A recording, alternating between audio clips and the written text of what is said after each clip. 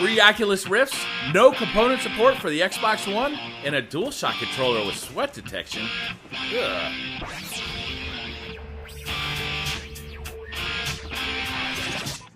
What's up, guys? I'm BriarRabbit, and today I've got 3 really exciting stories that I can't wait to share with you. So let's just jump right into it. The first story is about the Oculus Rift.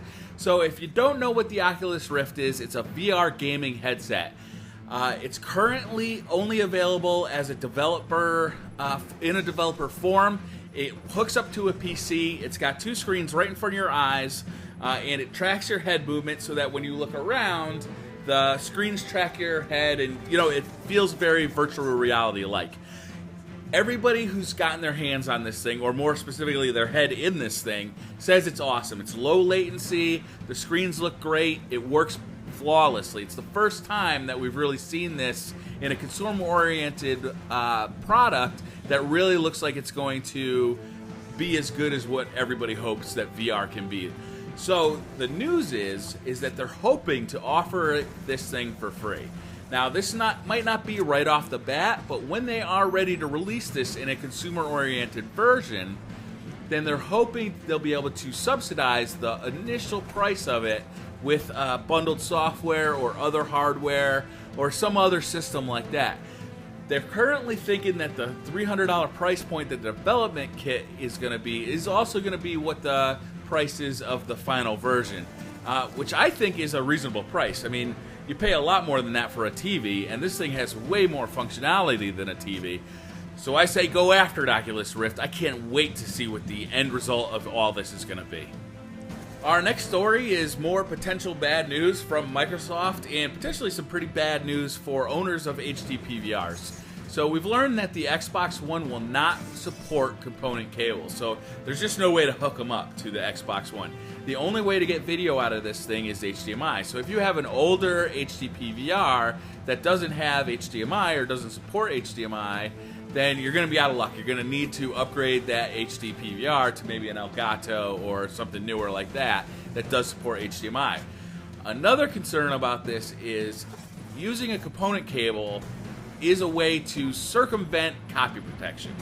When you run HDMI, there's something called HDCP that can be instituted through that cable, through that connection, that prevents you from recording any video that's coming over that connection. You saw this with the PS3, and it's the reason that you can't record PS3 gameplay over HDMI. Anybody who's recording PS3 gameplay has to use the component cables. Now, if Microsoft decides, well, we don't want you to record our gameplay off of this system, we want to control that ecosystem, then everybody's just going to be out of luck because there's no other way to circumvent that. There's not another kind of cable.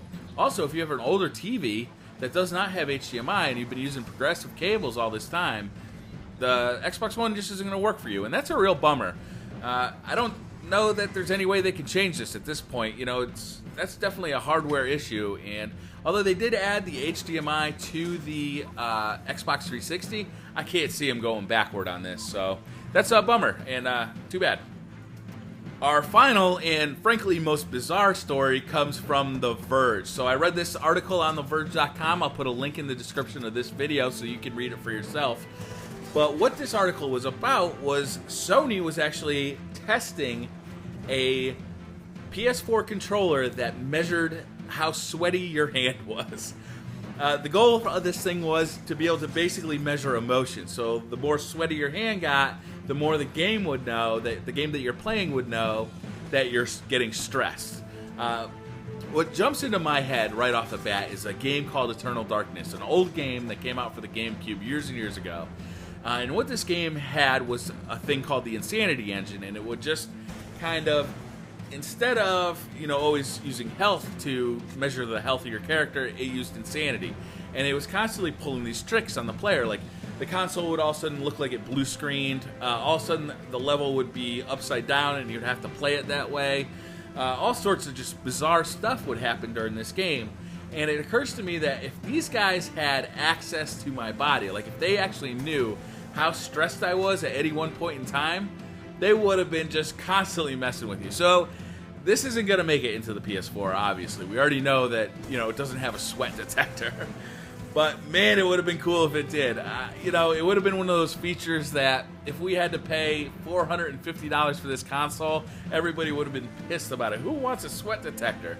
But man, I don't know, there would have been that one game that really used it and really pulled it off, and it would have been cool. So it's fun to see, you know, look back on when things are still being developed, all the things they, you know, thought about adding but took away. And I thought this was a really interesting story, so I figured I'd share it with you guys. That's going to do it for this video, though. If you liked it, hit that like button. It really helps me out. It helps get the video in front of more eyeballs. If you're new to the channel, hit that subscribe button. And up on the screen are a couple of videos you might have missed, so I'll see you guys in the next video. Bye.